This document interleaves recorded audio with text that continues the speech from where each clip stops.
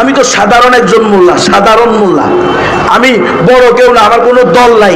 আমি ডাক দিলে 200 মানুষও মনে হয় আমার পিছে আসবে না। আমি এরকম গরিব মিসকিন, কথা বলছেন কিনা। আমাকে গুম করে 10 দিন রাখা হয়েছে, 10 দিন কারেন্টের শর্ট দিয়া লটকায়া পিটাইছে। আর বলছে, ওই নবী তুমি কেন বলো ইসলাম একমাত্র সঠিক ধর্ম? তো আমি বললাম, এটাই তো আল্লাহ তাআলার হুকুম, আল্লাহর বিধান, আল্লাহর সিদ্ধান্ত, ইন্নাদ দীনা ইনদাল্লাহিল ইসলাম। তখন আমারে বলে, না তুমি জানো না এই দেশ গণতন্ত্র দিয়ে চলে, আর গণতন্ত্রের নিকটে সকল ধর্ম সমান, তোমাকে বলতে হবে সকল ধর্ম সঠিক। তো আমি বললাম, তাহলে খরচ মায়াত দিয়ে দেন, সকল ধর্ম সঠিক এই কথা বলা যাবে না, কশ্চিন কালেও বলা যাবে না।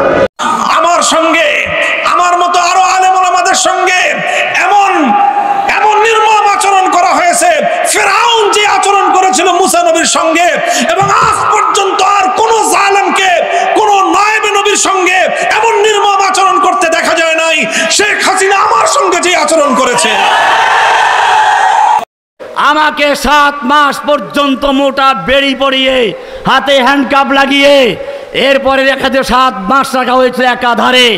এরপরে কোর্টে কেমনে উঠানো হতো আপনারা দেখেছেন, পায়ে বেড়ি, হাতে হ্যান্ডকাপ, শরীরে কি জানি বুলেট প্রুফ জ্যাকেট, মাথায় হেলমেট, এই সব লাগিয়ে তারপরে সামনে পাশে পুলিশ।